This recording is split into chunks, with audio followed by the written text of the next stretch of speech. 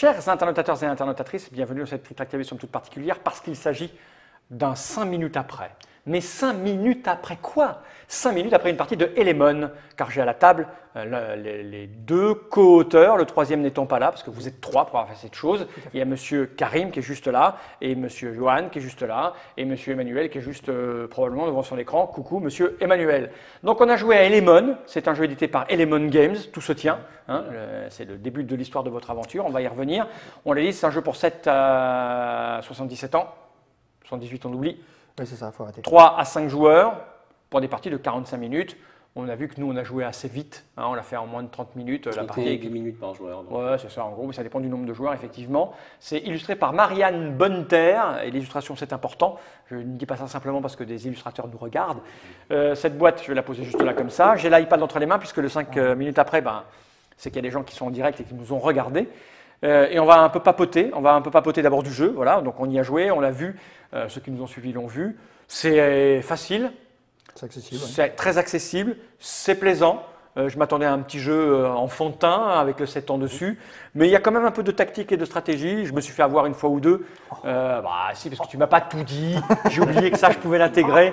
Bon, c'est vrai que son pouvoir, en fait, tu as tendance à vouloir l'utiliser beaucoup à ton tour. Oui. Plus que celui-là aussi d'ailleurs. Hein, en fait, on sait qu'on peut toujours l'utiliser. Ouais.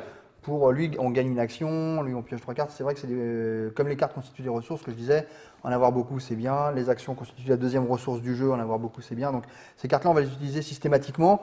Fabriquer des rochers ou brûler des gigamons, on ne va pas les utiliser tout le temps. Donc moi, ça s'est plutôt bien passé en ayant eu celle-là d'entrée. J'ai essayé de la brûler. Mais... Ouais, ça marchait parce que j'ai eu du pot de pouvoir me protéger. Enfin bref, ce que je veux dire par là, c'est qu'il y a une stratégie qui se met en place, mais qui est dictée un petit peu par ce qu'on va piocher, par les potions, parce que j'imagine qu'on n'a pas tout regardé, mais il y a plein de potions. Elles sont toutes différentes. Elles sont toutes. Ah, point d'interrogation. Cette potion a une valeur égale au nombre de potions que tu as déjà. Ah oui, tu peux monter. Là, ça me fait. C'est-à-dire que dès qu'on a celle-là, on va essayer de faire les potions niveau 1. Ouais, pour monter en point. Ça change un peu la stratégie du jeu. Voilà, exactement. Après, il y a cette histoire qui va renouveler le jeu pour pas toujours avoir la même chose, complexifier, etc. Donc ça marche plutôt pas mal. C'est votre premier jeu que vous avez pensé à créer, c'est ça? C'est ce qui vous a donné envie de devenir éditeur? Oui. C'est-à-dire? Expliquez-nous ça. Alors, je vais laisser Karim parler. Karim, alors? Ce projet est un projet de longue date. Ça fait bientôt 2 ans que je travaille dessus. Ouais. Et c'est en le montrant, en le faisant évoluer qu'au début, on s'est dit... Enfin, moi, je me suis dit, d'abord, je voulais faire éditer. Et puis, au fur et à mesure des salons, voyant comment ça marchait, je me suis dit, en fait, j'ai plutôt envie d'éditer tout seul. Parce que j'avais rencontré Marianne. Et que je voulais que ce soit elle qui illustre le jeu. Donc tu voulais avoir un peu plus de contrôle. Voilà. C'est ça. Et alors, comment tu t'es retrouvé avec tes deux compères? Alors, si c'est toi qui as commencé au début, j'étais avec Emmanuel. Ouais. Et puis lui était pris par son travail. D'accord. Donc, parce qu'il n'est pas fou, lui. Parce qu'il n'est pas fou, effectivement. Et à l'occasion, on s'est retrouvé avec Johan, que je connais depuis 10 ans. Et il s'est dit, faisons des jeux ensemble. Et voilà. Il a un autre jeu qu'on n'a pas ici, sous forme de prototype. D'accord. Mais qu'on espère bien aussi éditer. Sur le même univers et le même. Pas du tout. En fait, on s'est vraiment retrouvé avec Karim, avec chacun un prototype complètement différent. Moi, c'était vraiment plutôt un jeu de gamer. Et c'est vrai que nos deux jeux, respectivement, ont plu à l'autre. Et donc, on s'est dit, on va essayer de monter une boîte d'édition. Et puis de faire nos jeux, se faire plaisir. Et puis, depuis, on teste d'autres protos aussi qu'on a très envie d'éditer. Certains dans l'univers, ou en tout cas qu'on peut réadapter pour les mettre dans l'univers d'Elemon. Ce qu'on cherche à faire quand même, ce qu'on disait, entre 2 et 4 jeux par an. Si on arrive sur une vitesse de croisière, ce serait pas mal. Mais d'autres jeux aussi qui sortiraient de l'univers. D'accord. Alors toi, je t'ai connu, tu travaillais à la bibliothèque de 1, 2, 3 Soleil. Tout à fait, à Montreuil, c'est ça. Et donc tu as tout laissé tomber pour devenir éditeur? Tout abandonné, effectivement. Voilà. Comme ça, du jour au lendemain, tu dis bon, ça y est, je vais devenir éditeur? Ouais, pratiquement. Non, j'ai abandonné effectivement la ludothèque, pour des raisons personnelles. J'ai toujours de très bons contacts avec le Ludo de Montreuil puisque je fais partie du conseil d'administration de l'association. Et donc, tu voulais passer de l'autre côté? Continuer à travailler dans le jeu parce que c'est quand même ma passion avant tout. Mais voir un autre aspect, à savoir l'édition et un petit peu mettre au point avec Karim et son camarade. Alors, est-ce que les gens ont des questions? Je crois pas, parce que tout était extrêmement clair. C'est un jeu où on doit s'adapter, donc on n'a pas vraiment une stratégie qui se dessine avec des combos. On peut vraiment décider dès le départ si on veut plus s'axer vers la pierre philosophale ou plus vers les potions. Ouais. Là, mais moi, je voulais, mais je me suis rééquilibré après. Mais clairement, en partant sur plein de gigamon, on se donne l'opportunité de faire la pierre philosophale. Ouais. Voilà. Ça, c'est l'idée. Sauf que moi, comme je ne savais pas trop, là, tu vois, Comme quoi, hein, ça paye aussi. Ouais, mais c'est le genre de jeu où tu n'as pas besoin d'une analyse Non, quelle supra que soit la fine, stratégie tu peux y qu'on aller. prend, Voilà. Il y a des jeux où si tu n'as pas compris d'entrée Là, qu'il faut faire ça pour pouvoir nourrir ses ouvriers ce au qui permet de quatrième tour. découvrir le jeu effectivement au fur et à mesure sans avoir perdu du temps et se dire on est complètement largué. Quoi.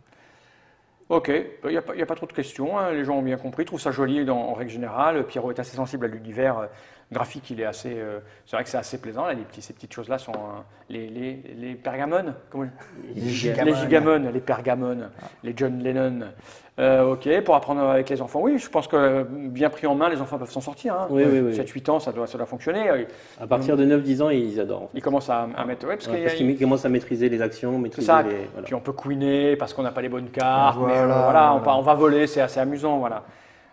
Pourquoi la boîte ronde? Ah, ça c'était l'autre jeu, oui. C'était l'autre jeu. Pourquoi la boîte ronde? Parce que c'est joli. Ah, c'est tout. On aime bien parce que c'est joli, oui, tout à fait. Et puis, effectivement, présenter la boîte, en fait, elle tient debout, donc elle a un gros socle. Donc c'est vrai qu'elle tient debout et ça fait une très belle forme.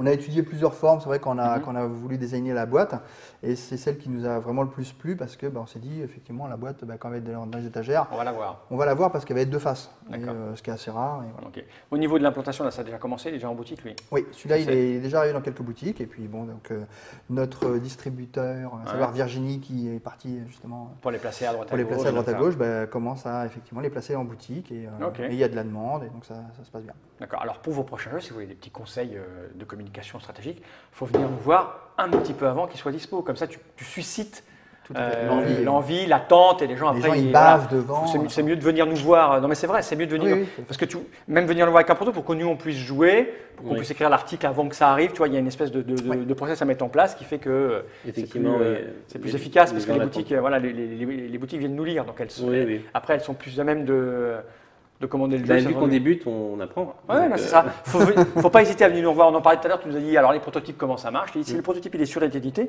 faut venir le voir parce que les gens qui nous regardent, ils savent faire la différence entre les protos ou pas. Et puis ce qu'ils regardent, c'est surtout la mécanique. Si la mécanique, ça leur plaît ou pas. Voilà, comme ça, au moment où ça arrive en boutique, au moment où tu passes voir la boutique, elle a déjà lu des trucs dessus et c'est beaucoup plus facile.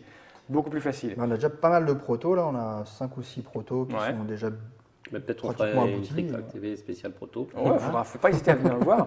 Faut pas hésiter. On a 4 semaines avant le rendez-vous. On a une visibilité à 4 semaines. Donc, tu téléphones maintenant, tu as rendez-vous dans 4 semaines et puis après la vidéo elle est mise en ligne quand il faut. Bon, je crois qu'on a fait le tour. Il n'y a pas grand-chose à dire. Tout a l'air de bien fonctionner. Oui, des petits conseils pour aller voir Parfois, les vidéos sont en plusieurs parties. Oui. Dans le replay seulement. Dans le replay, et quand il y a un petit icône. Ça s'appelait le tableau de bord, ça fait comme ça. Quand on dit il y a partie 1, partie 2, partie 3.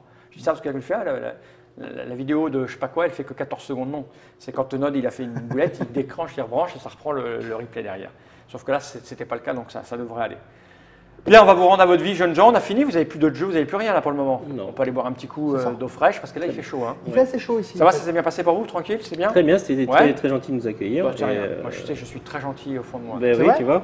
Moi ça va là. Ouais. Parce que les gens mais c'est un gros travail. C'est un gros travail d'être gentil. Bien, merci Johan d'être venu jusque-là. Merci Karim. Merci beaucoup. On ne remercie pas Virginie, elle s'est barrée. C'est vite sauvé dès qu'elle a fini son boulot. Enfin voilà, elle est comme ça. Jenny Reich